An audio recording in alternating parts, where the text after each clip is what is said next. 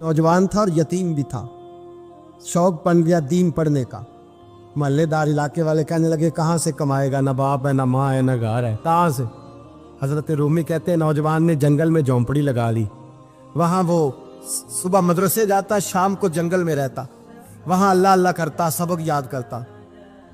एक दिन बादशाह की बेटी रास्ता भूल गई, जंगल में आई सहेलियों के साथ, बॉडीगार्ड भी साथ थे पर रास्ता भूल गई। खोती खोती शाम हो गई, ऐसी खोई कि जब रात गहरी हो गई तो आके उस नौजवान के पास रुकी और चिल्लाने लगी। शेर के दौड़ने की आवाज आती है, भेड़िए के बोलने की आवाज आती है। नौजवान अकेला, सहेलियां बिछड़ गई, गार्ड बिछड़ गए।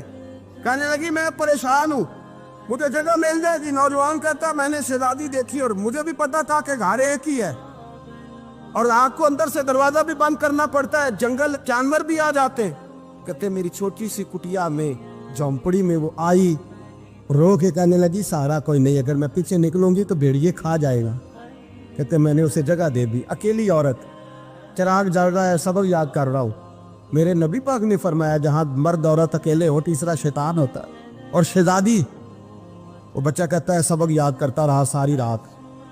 वो बच्ची को कहा सो जा, पर वो कहती है नींद मुझे भी कहाँ आई।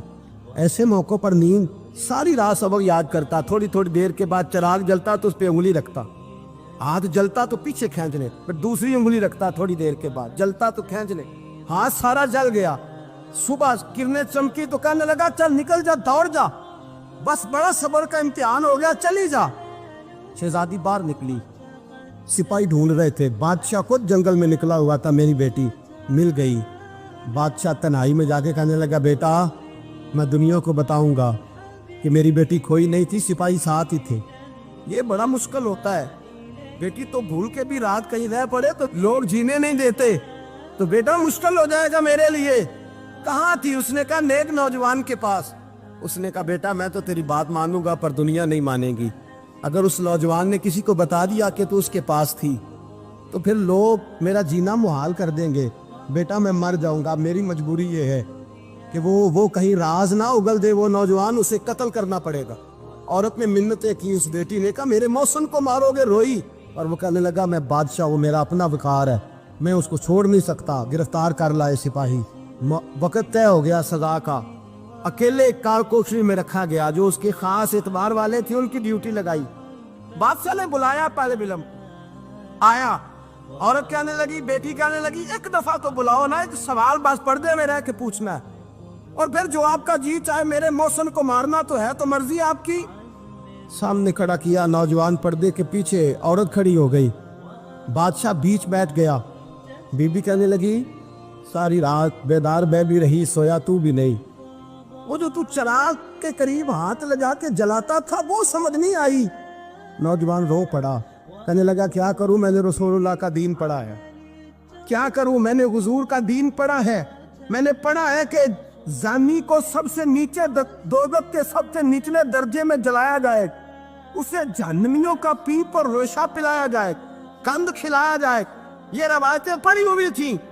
थोड़ी थोड़ी देर के बाद शैतान मुझे कहता था बदकारी कर ले। मैं अपना हाथ उसी वक्त जब शैतान मशवरा देता तो मैं आग पे करता। मैं कहता अगर ये बर्दाश्त हो गई तो वो भी हो जाएगी। जब हाथ जलता तो मैं समझ जाता नहीं तुझसे तो ये नहीं बर्दाश्त होती तो वो कैसे होगी। फिर मुझे शैतान मशवरा देता कोई देख नहीं रहा तो बुलाने नहीं गया, खुद आई, मैं दूसरी उंगली लगा देता। मैंने हाथ जलाया और मैं समझ गया जब छोटे से चिराग की इतनी सी शमा की आग नहीं बर्दाश्त होती तो दोज़ख कैसे बर्दाश्त होगी। कहते मैं बाज आया। बादशाह ने ये कहानी सुनी, लफ्ज सुने तो चीख मार के रोया।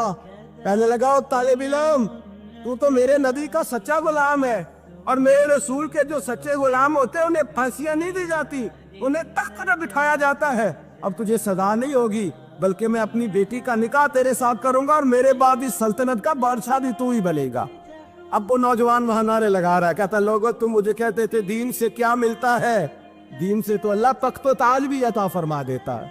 अगर नौजवान शर्मो हया वाले बन के रहे अल्लाह सारी इज्जतें दे देगा। देखे ना अल्लाह के फजल से इज्जत मिलती है और जब कोई इज्जतदारों जैसा काम ही ना करे